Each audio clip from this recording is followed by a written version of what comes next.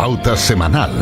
Participan Juan Francisco Miranda, Eduardo Manzanares, Hernán Ferreira y Gabriel Vega. Pauta Semanal. Después de la noticia, el análisis. Muy buenas tardes, queridos auditores, televidentes de Polar Comunicaciones. Soy Juan Francisco Miranda y como todas las semanas iniciamos Pauta Semanal para analizar el acontecer nacional y regional, junto a Eduardo Manzanares, Hernán Ferreira y Gabriel Vega. Muy buenas tardes, ¿cómo están, muchachos? Eduardo, ¿cómo estás? Muy bien, pues. Muy bien. Aquí Hernán, disfrutando de un día soleado. un día soleado, sí. Dan ganas de salir. Semi-soleado. Gabriel, ¿cómo estás? Hola, buenas tardes. Aquí acabo de terminar de compartir el almuerzo en familia, así que... Muy bien. Estás en sobremesa entonces con nosotros. Conectándonos, sí, claro. Una semana más en cuarentena, ¿cierto? Con movilizaciones la semana pasada precisamente en Puerto Natales, en Punta Arenas, producto de esta cuarentena prolongada. Los datos siguen estando, yo diría que no con muchas variaciones, hubo una leve baja dentro de la semana, pero está dentro de algunas razones que hay poca medición y a eso se debe la baja, no necesariamente al nivel de contagio. Pero lo cierto es que esta semana a nivel nacional se tomó la agenda este segundo proyecto de ley del retiro del 10%, un segundo retiro de un 10%, que fue aprobado y no deja de llamar la atención. Recordemos que todo proyecto de ley tiene dos trámites, la Cámara de Diputados, la Cámara del Senado, y si todo avanza bien es ley, o Cámara de Diputados, senadores, y si hay diferencias se va a una comisión mixta y ahí después viene nuevamente otro proceso. Pero en el primer proyecto de ley del retiro, recordemos que se necesitaban, corríjame muchachos, 93 votos y creo que hubo 95, más o menos por ese orden.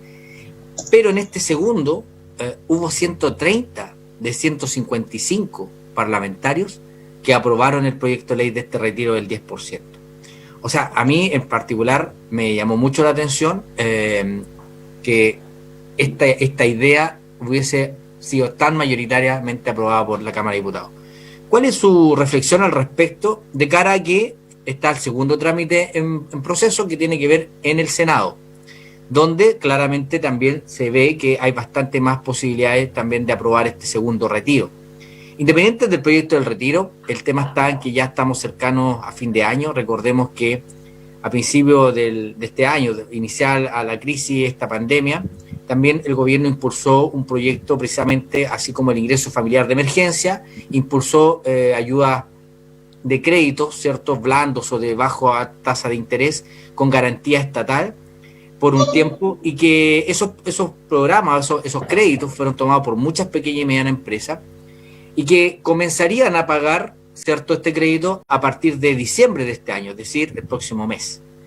Y por lo tanto, la preocupación del mundo productivo, de las empresas, las pequeñas, teniendo en cuenta una alta tasa de desempleo, más esta situación que todavía no está controlada, forman un cuadro bastante complejo. ¿Cuál es su opinión respecto a este segundo retiro?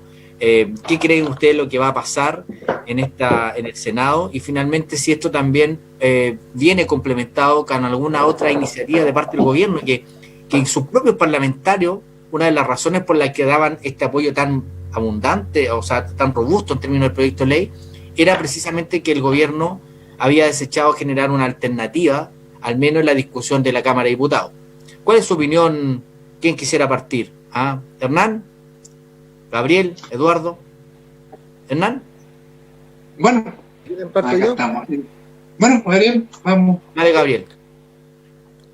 Que a pesar de arriesgo sonar repetitivo, porque este análisis lo hemos hecho varias veces para el primer retiro y lo que está pasando ahora, pero resulta de que no es una medida que está focalizada en quienes más lo necesitan, que pareciera ser el orden de prioridades, el número uno, eso, aquellos que están sin trabajo, sin poder generar lucas y precisamente hoy no tienen plata en la AFP, se les fue en el primer retiro o nunca han tenido tanta.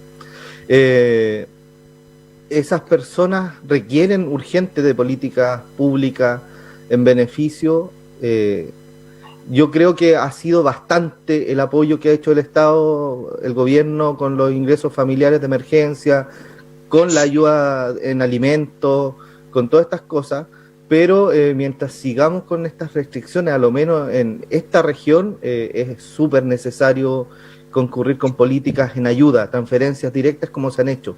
Si es que no, eso independiente del segundo retiro, el 10%.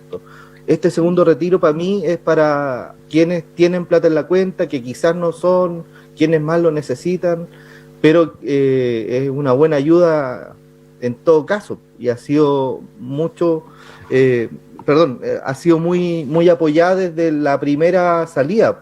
Por eso también el apoyo. Entonces, si el gobierno no tiene un plan como para seguir, porque nunca hemos sabido hasta cuándo hay que durar, yo veo que en Hacienda tienen como la billetera muy apretada y nos está viendo que...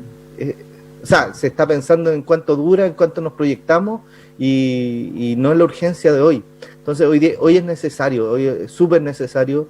Qué bueno que esto ayuda a la economía, incluso a las que van a usarla para morosidades.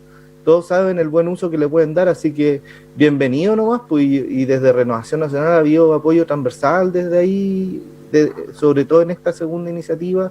Nos dimos cuenta todos ya que con la primera no se acaba el mundo, así que adelante nomás, pues. Ojalá el gobierno no termine por hacer lo que se ha escuchado, que pasarlo a otros trámites o a Tribunal Constitucional, porque ya no lo hizo en la primera vez. No tendría sentido hacerlo en esta segunda. Pero esto no es una política pública de la ayuda, esto es permitirnos que hagamos algo. A mí me gustaría un sistema de pensiones que me permita esto, que me permita en momentos de urgencia sacar algo, o que me permita invertir la cierta cantidad de plata en algún momento, o al momento de jubilarme pueda optar a recibir un monto grande. Esa cuestión hay que conversarla. Ciertamente le hace bien a la economía. Eduardo, en eso tú esperabas este apoyo mayoritario desde la Cámara de Diputados, donde claramente ahí yo diría que sectores de derecha estuvieron más disponibles que la primera vez, y de cara a cuál es la discusión que viene en el Senado, porque por ahí algunos han levantado la tesis de que este segundo retiro también debiese ser tributable, como una medida también de recoger algunos tributos, algunos impuestos, pensando en que quienes pueden retirar hacer este segundo retiro, no necesariamente están con la necesidad de hacerlo. Mira, yo creo que va a ser aprobado sin ninguna dificultad. Ya hay 4 o 5 senadores de derecha que han manifestado su posición, ¿no es cierto?, de apoyar esta iniciativa, fundamentalmente por lo que ya se decía, que no hay una iniciativa por parte del gobierno que tienda a reemplazar esta posibilidad. Y la verdad es que mucha gente lo está pasando muy mal, mucha gente está sufriendo precariedades por lo extendido de esta pandemia. Pero yo diría que, ya dicho todo esto, para no abundar en la materia, yo creo que me gustaría ir más al fondo. El origen de las AFP, el año 86, si no me equivoco, ¿no es cierto?, que obligó 81, que nos obligó a todos a cotizar en un sistema de ahorro forzado individual, ¿no es cierto? Por eso que hoy día se dice que la gente tomó conciencia de que lo que tenemos ahí es de uno y no es del sistema. Y esa promesa que se hizo en esa época, ¿no es cierto?, que las pensiones después de un 30, 35, 40 años, ¿no es cierto?, de estar cotizando, iba a permitir una tasa de reemplazo del 70% de los sueldos promedio de los últimos años. Nada de eso se cumplió, más allá de las explicaciones que se dan hoy día de que las rentabilidades han bajado, qué sé yo. En esa época no se habló nada de eso, ni se le dijo a la gente que eso estaba obviamente supeditado a las rentabilidades futuras. De manera que la percepción que tiene la gente hoy día es que el sistema de AFP no sirve, que ha sido dramáticamente malo para la mayoría. Creo que un porcentaje más del 50% de la gente obtiene menos de lo que es hoy día el sueldo mínimo que está garantizado por el Estado. Y por lo tanto la gente hoy día está dispuesta a sacar toda la plata, porque lo que dice es: quiero resolver mi problema hoy día y ya veremos más adelante. Pero este efectivamente es un grave problema para el Estado, porque van a haber otros gobiernos después, que espero que no sean de derecha, que van a tener que hacerse cargo, ¿no es cierto?, del problema, ¿no es cierto?, de las pensiones de las personas. Y aquí es donde lo que está detrás, ¿no es cierto?, probablemente de las intenciones de algunos, básicamente es definitivamente derrotar el sistema de AFP, de ahorro individual forzado, ¿no es cierto?, capitalista, obviamente, porque las plata que los trabajadores colocan allí, que colocamos allí, se utilizan, ¿no es cierto?, para apalancar actividades productivas generalmente de los más poderosos. Ya lo hemos dicho, Cencosud, qué sé yo, las grandes mineras, los bancos, Luxich, etcétera, etcétera, ocupan gran parte de esas plata que nosotros hemos depositado para sus negocios. De manera que lo que está detrás, y por eso que se habla ya de un tercer retiro, yo creo que efectivamente tiene que ver con que hay una intencionalidad, no voy a decir si esa es buena o mala, pero hay una intencionalidad de esta forma, obligar a la derecha a sentarse a discutir efectivamente una nueva forma, ¿no es cierto?, de ver el tema de las pensiones, donde el Estado tenga también una participación importante, que no la ha tenido nunca, porque el sistema de ahorro individual era solamente de los trabajadores, donde los empresarios tengan también sean actores relevantes, que no lo han tenido nunca, salvo ahora a propósito de la discusión del 6% adicional, y donde obviamente exista una idea, ¿no es cierto?, de bienestar para las personas que permita un mínimo minimorum, que a los 40 años, ¿no es cierto?, 35, 40 años de trabajo le permita a la gente vivir con dignidad. Eso es lo que está detrás de esto, del 10%, más allá de que si le van a cobrar impuestos o no a los que retiran a los sueldos más altos. En algún momento inclusive se habló de que los empleados públicos no debieran retirar porque ellos siguen ganando su sueldo, siguen teniendo una condición privilegiada dentro de esta pandemia, ¿no es cierto?, porque ellos no han sentido visiblemente el impacto que tiene el no tener un sueldo, no tener una actividad que les permita recibir una remuneración. De manera que yo creo que lo que se está llamando a hacer, o lo que va a ocurrir, es que vamos a tener que discutir en serio qué tipo de sistema de pensión este país necesita o requiere la gente. Y probablemente eso vamos a tener que asociarlo a lo que es el tema, ¿no es cierto?, de la nueva Carta Constitucional. Hernán, en eso, el primer retiro, algunos datos, por ahí hay estudios de algunas universidades, economistas, que el primer retiro, que fue del orden de 14.000 millones de dólares en reales, recordemos que todavía hay personas que no han retirado ese 10%, pero del orden de 14.000 millones de dólares fueron retirados. Eso permitió que el Producto Interno Bruto no decayera en 2 puntos. O sea, hoy día se habla de que el déficit en términos de crecimiento es de un 6%, pero pudiese haber sido un 8%. Claramente tuvo un impacto en la economía, en ayuda de las personas.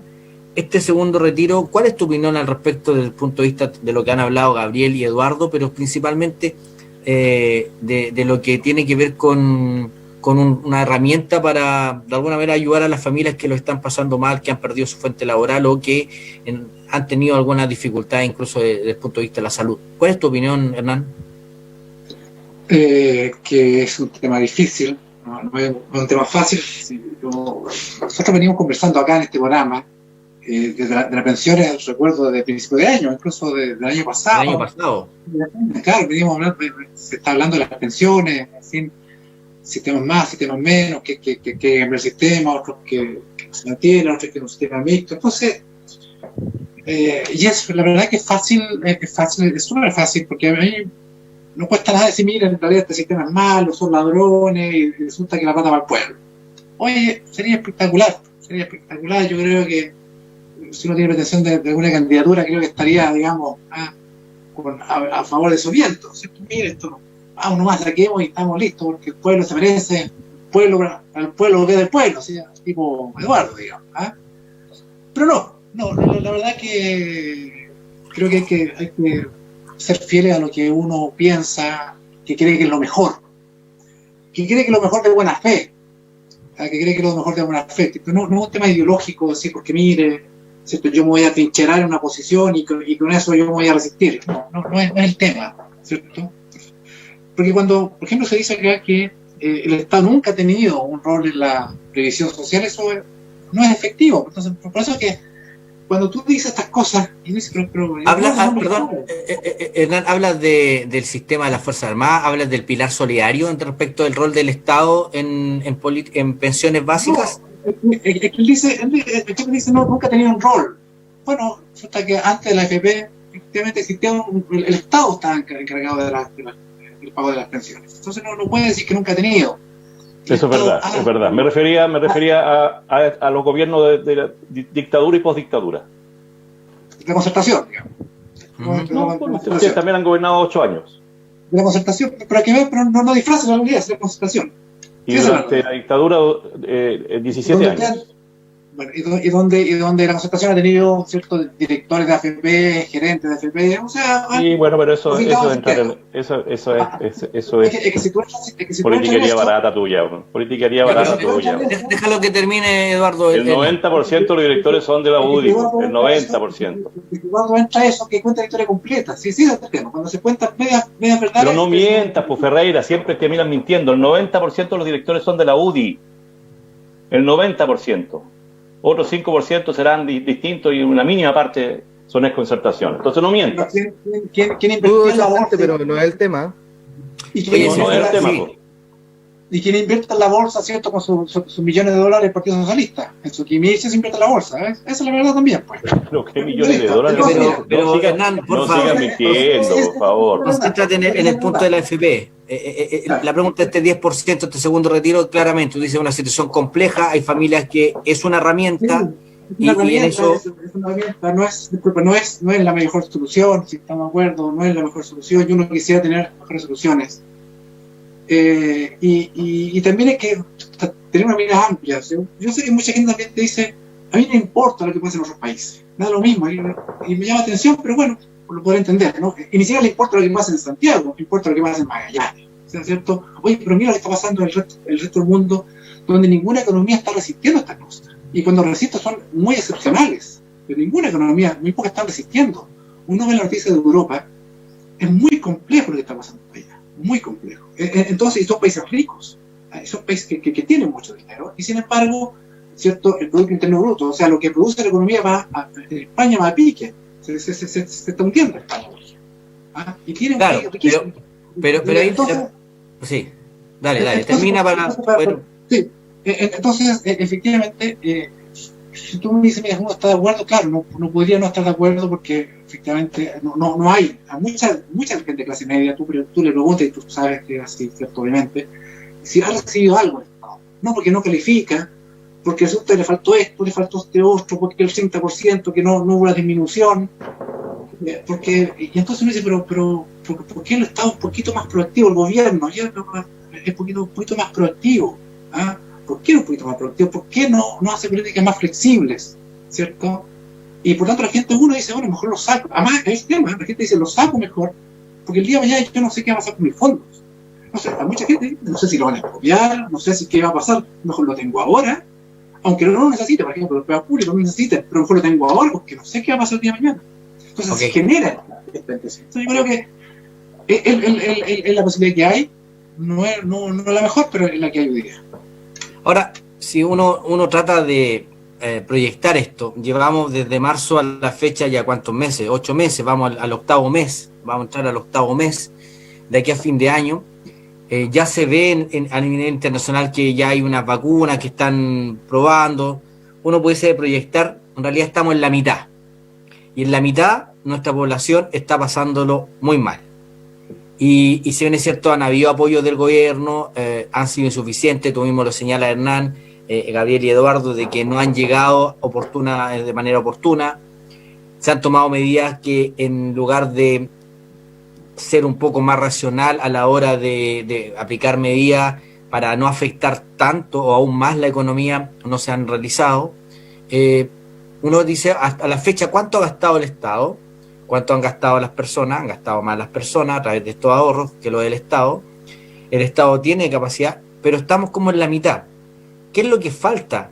¿Qué es lo que falta? Porque la gran crítica que se hace, incluso no de la oposición, para que se entienda el punto, de muchos actores del gobierno o adherentes del gobierno, la crítica se le hace al ministro de Hacienda, que siempre ha sido tradicional, porque el hombre que permanentemente tiene esa atención, Pero hay una inconsistencia porque por una parte el presidente envía un proyecto de ley de presupuesto que está en discusión a días de salir aprobado, esperamos, con un porcentaje y con un énfasis en la reactivación. Pero por otra parte, para la reactivación siempre se está pensando en los canales formales y no está la mirada en los canales más informales, de trabajo más informal. En eso, a nivel regional, al menos lo que uno ha escuchado en este tiempo, es que cuesta explicar que, por ejemplo, para una actividad como el dentista está permitida, uno pide una hora, va con los protocolos de seguridad, lo atienden 2 personas, el dentista y su asistente, o su tecnólogo, pero una actividad parecida, que tiene cierto, también es importante, quizás no tanto como un dentista en términos de salud, pero también es importante, por ejemplo, las peluquerías, que generalmente trabajan en función de lo que en el día pueden recibir. Hay un protocolo parecido, pudiese haberse establecido, pero no se hace. Entonces, la situación que hoy día hay es de que no se ha entendido que hay actividades de carácter un poco más informales que no se le ha permitido trabajar. Y eso está generando un cuadro de angustia, un cuadro de molestia. Y frente a eso, yo quiero invitarlo al segundo bloque, después de la pausa, para que analicemos algunas cosas ya de carácter más regional y cómo podemos contribuir a partir de ideas, de espacios, para poder, este tiempo que viene, poder tener una mejor salida y unas mejores condiciones para nuestra familia magallánica. Vamos a la pausa en Pauta Semanal y regresamos.